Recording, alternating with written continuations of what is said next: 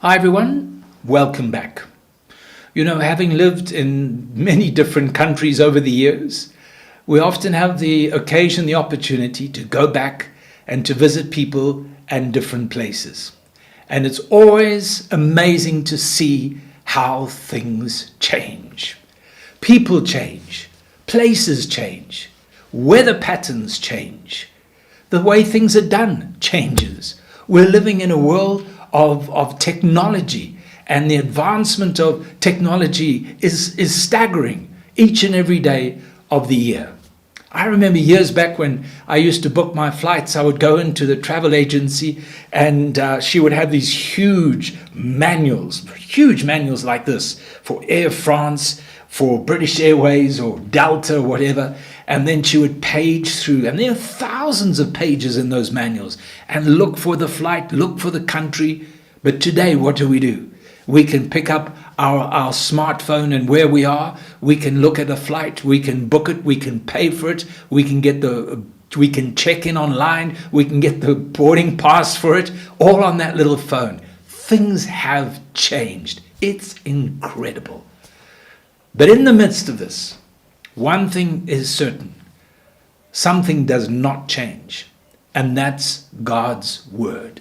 The truth of God's word will never, ever change. Isaiah 40 verse 80 says, "The grass withers, the flower fades, but the word of God stands forever." People talk about the word needs to be contemporary. The people say it needs to be relevant. People say the word of God needs to move with the times. We're living in modern times. We can't live by old standards. But the word of God is more applicable today than ever before. And you and I as Christians, this word must be our foundation. The truth of God's word. It must become reality to us. It must guide our living, our morality, our thinking, our lifestyle, our marriages, our finance. It must guide everything of our lives. It does not, it will not change. The Word of God is not subject to my opinion or your opinion. It's amazing that the longest chapter in the scriptures, in the whole Bible, Psalm 119, deals with one subject, and that's the word of God. It is a lamp unto our feet. It is a light unto our path.